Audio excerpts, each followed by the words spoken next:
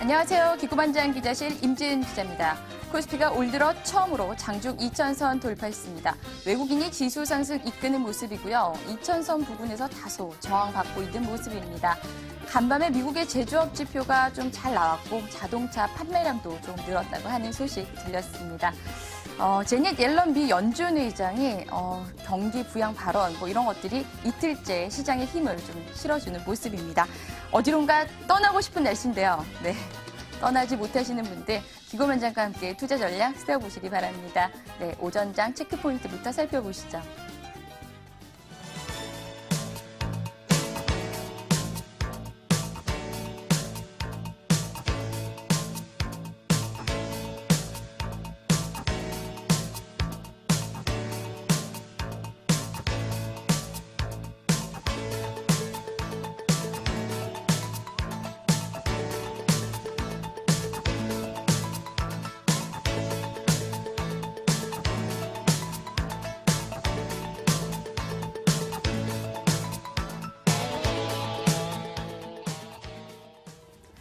안녕하세요. 기고반장 체크포인트 박민영입니다.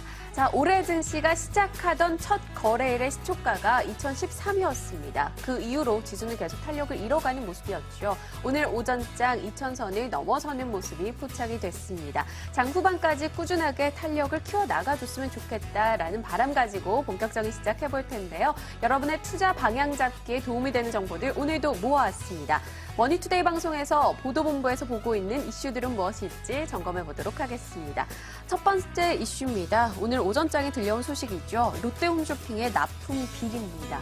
20억 원 규모라고 하는데요. 갈수록 고위급 간부까지 연루가 되어 있을 것이다라는 의혹 등이 나오고 있습니다.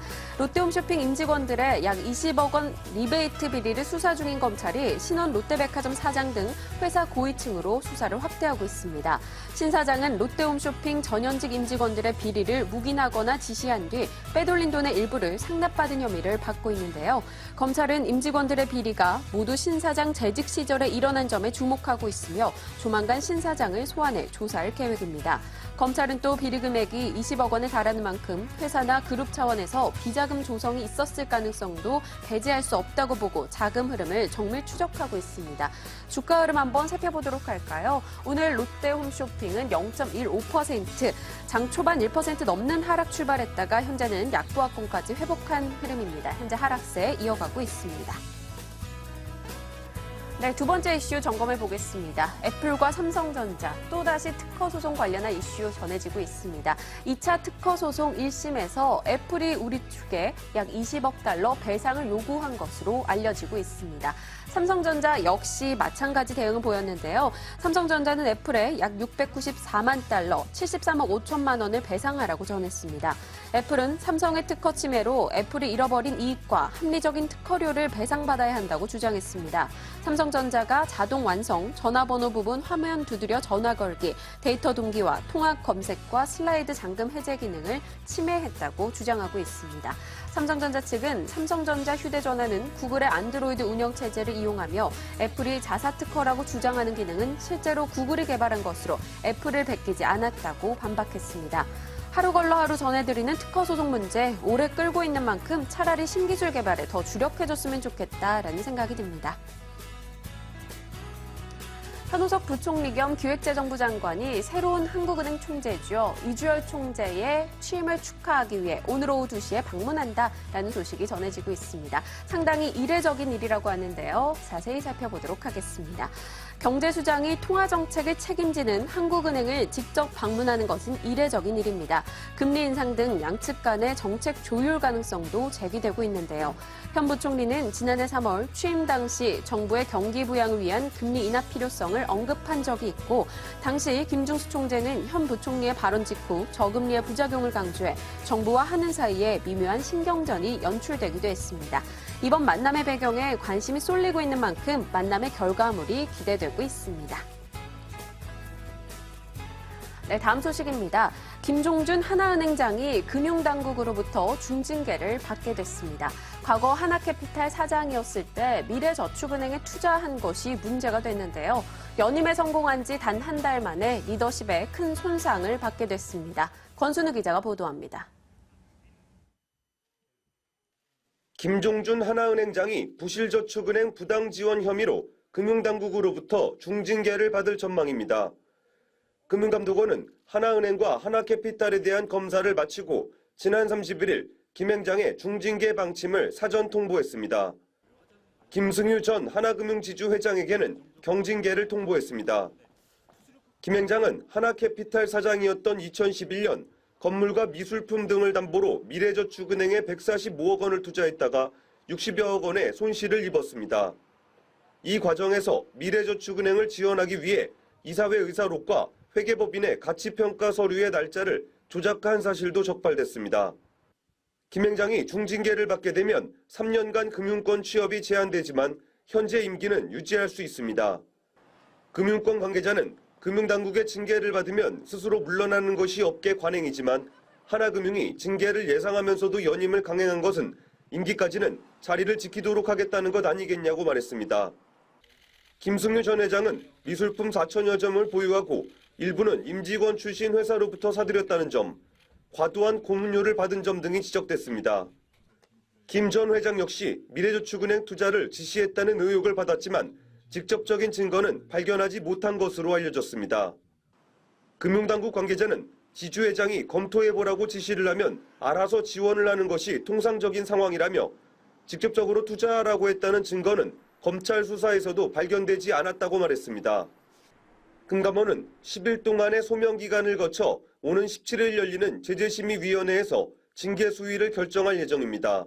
머니투데이 방송 권순우입니다. 네, 오늘 오전 주요 공시사항들 이어서 확인해 보도록 하겠습니다. 오늘 유난히도 공급 계약 체결 관련한 소식이 많았는데요. 첫 번째 소식 살펴보시죠. AP시스템과 삼성 디스플레이 장비 공급 계약을 체결했다라는 소식 전해지고 있습니다. 자, 살펴보도록 할게요. AP시스템은 삼성 디스플레이와 63억 원 규모의 아몰레드용 제조 장비 공급 계약을 체결했다고 공시했습니다. 이는 지난해 연결 기준 매출액 대비 2.48%에 해당하며 계약 기간은 오는 9월 말까지로 제시됐습니다. 다음 소식입니다. 이번에는 브릿지텍과 LG U+ 판매 계약 관련한 소식 전해지고 있는데요. 브릿지텍 오늘장 주가 흐름 역시 좋게 상승세를 유지하고 있습니다. 브릿지텍이 LG U+와 대규모 계약을 체결했다는 소식이 들렸습니다. 95억 원 규모의 우리카드 콜센터 구축용 장비 1차 구매 계약을 체결했는데요. 지난해 매출액 대비 22.4%에 해당하는 규모로 계약 기간은 오는 30일까지입니다. 오늘장 브릿지텍은 9% 넘어가는 급등 흐름 보여주고 있습니다. 네, 다음 소식도 점검해 보도록 하겠습니다. 자, 열어보면요. 나라 KIC가 미국에 52억 원 가열로 공급 계약을 체결했다라는 소식이 전해지고 있습니다. 나라 KIC가 53억 원 규모의 히터 장비 공급 계약을 맺었다는 소식입니다. 미국 JNK 히터와 52억 원 규모의 가열로 히터 장비 공급 계약을 맺었다는 소식인데요. 미국 텍사스와 루이지애나에 각각 설치될 예정이라고 합니다. 다음은 삼성중공업 소식입니다. 삼성증권에 1,000억 원을 예금했다라는 소식이 전해지고 있습니다. 자세히 한번 살펴볼게요. 안정적 자금 운용과 수익성 제고를 목적으로 삼성증권에 삼성특정 금전 신탁에 1,000억 원을 예금했다고 공시했습니다. 오늘장 이 소식 들리면서 1.74% 정도 상승 흐름 보여주고 있습니다. 자, 오늘장 증시가 모두 상승 흐름을 보여주고 있는 가운데 특징주, 하락 특징주 찾기는 쉽지 않았습니다. 그만큼 상승 종목 수가 많았다는 것으로 풀이할 수 있겠죠. 오늘 상승 쪽에서는 쌍용차와 리홈쿠첸이 눈에 띄었고요. 하락 종목으로는 현대산업과 효성 ITX가 보이고 있습니다. 자, 하나하나 이유 살펴보도록 할게요. 쌍용차 한국공장 판매가 27.4% 증가했다는 소식의 상승입니다. 한국 자동차 업체의 판매 호조로 3월 성수기 진입을 확인해 올해 1분기 실적도 기대된다라는 전망이 나오고 있는데요. 오늘장 상승 탄력 좋죠. 5.79% 급등 흐름 유지하고 있습니다. 이어서 리홈쿠첸입니다. 올해 1분기 방한 중국인 증가와 2월 초 신규 출시한 고가 전기밥솥 트로이의 판매 호조로 인해 실적 성장이 기대된다는 분석이 나오고 있습니다. 수출 본격화 기대감으로 오늘 52주 신고가를 기록하기도 했는데요. 오늘장 역시 급등 흐름 유지하고 있습니다. 자, 부진한 종목으로 넘어갈게요. 현대산업입니다. 오늘 하락하는 종목이 그리 많지 않은 가운데 현대산업 오늘장 1% 넘어가는 약세입니다. 실적 발표를 앞두고 건설주 전반의 투자 심리 위축과 함께 외국인의 매도 물량이 출회되고 있습니다. 효성 ITX 11거래 만에 하락으로 전환했습니다. 3월 인터넷 관련주로 엮이면서 기대감에 그간 급등을 보였는데요. 차익 실현 물량과 실질 연관성에 대한 의구심 등이 등장하면서 오늘장 1.3% 정도 하락하고 있습니다. 네, 4월의 증시 흐름 나쁘지 않습니다. 4월의 투자 정보 역시 저희가 책임지겠습니다. 지금까지 기고만장 체크포인트였습니다.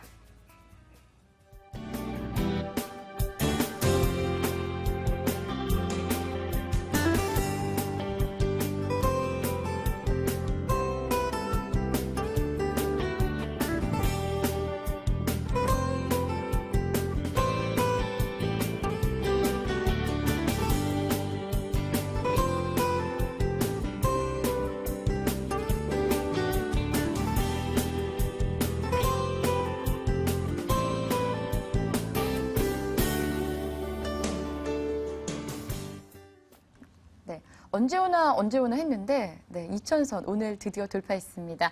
2,000선 돌파한 이후에 소폭 하락하긴 했지만 상승 추세 이어가고 있는데요. 코스피 상승세 어디까지 이어갈지 전문가 연결해서 들어보도록 하겠습니다. 대신증권의 최재식 팀장께 자세히 들어보겠습니다. 팀장님 안녕하세요. 네, 안녕하십니까? 네. 코스피 지수가 6거래일째 계속 상승세 보이고 있습니다. 이 배경 어디서 찾아야 될까요? 네, 전반적으로 현재 신흥국 주식이라든지 신흥국 통화 가치가 상당히 강세를 보여주고 있는데 그거에 이제 편승하는 것 같고요. 또 국내만의 밸류에이션 매력도 유효하고 또 키 맞추기 부분도 있었고요. 그리고 중국 경제 부양책 기대감이 있었습니다. 그래서 이러한 중심으로 해서 외국인의 수급이 개선되면서 2,000선의 돌파가 있었고 최근에 6거래를 연속 상승하게 되는 배경이 되었습니다. 네. 신흥국 통화 강세에다가 또 국내 밸류에이션에 대한 또 매력 부분이 있었고 또 중국의 경기 부양책에 대한 좀 기대감 이런 것들이 커지면서 코스피 상승세 이어지고 있다 이렇게 분석을 해주셨는데요. 무엇보다 또 반가운 것이 외국인의 바이코리아 이 행렬입니다. 이 외국인의 매수세 좀 의미 있다고 봐도 되는 건지 앞으로도 계속 좀 이어질 것인지 어떻게 전망하시는지요? 네. 우리나라에서는 증시가 올라가려면 외국인들의 키가 될 텐데요. 일단 잠시 외국인이 사는 게 아닌가 저는 생각을 갖습니다. 일단 전반적인 신흥국 우려도 많이 완화된 상태에서 중국의 경제 부양책 기대감도 있었고 또 미국의 연초 경제 지표들이 계절적인 영향으로 이렇게 개선세가 정체되고 있었죠. 그러면서 출구 전략 우려도 좀 약화되었었고요. 그런 측면에서 외국인이 이제 우리 증시에 이제 편승을 하기 시작한 것 같은데 매수를 시작했던 부분이 추세적으로 계속 이어지기까지는 좀 아직까지는 중후반 2분기 중후반에 불확실성이 남아있다 생각을 갖습니다.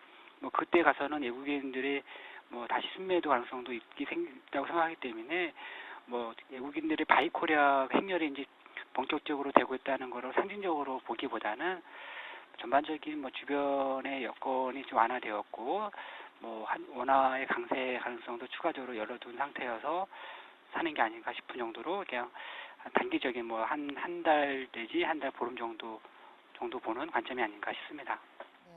외국인 매수세는 조금 일시적일 것이다 이렇게 보시는 거네요. 네, 이번 주에는 또 금요일 날 삼성전자 잠적 실적 발표가 있습니다. 이게 좀 분수령이 될 것이다, 시장의 변곡점이 될 것이다 이런 관측들이 있는데요. 좀 어떻게 보시나요? 시장에서는 약간 삼성의 그 실적 전망치를 좀 이게 기대감이랄까요? 이런 것들이 좀 낮게 이제 잡혀 있는 상태인데 전문가 연구위원님 어떻게 보시는지요? 네, 제가 삼성전자를 전망하는 섹터 애널리스트는 아니지만 현재 삼성전자 1분기 시장의 컨센서스는 한 영업이 8조 4천억 원 정도 전망이 되고 있습니다. 네.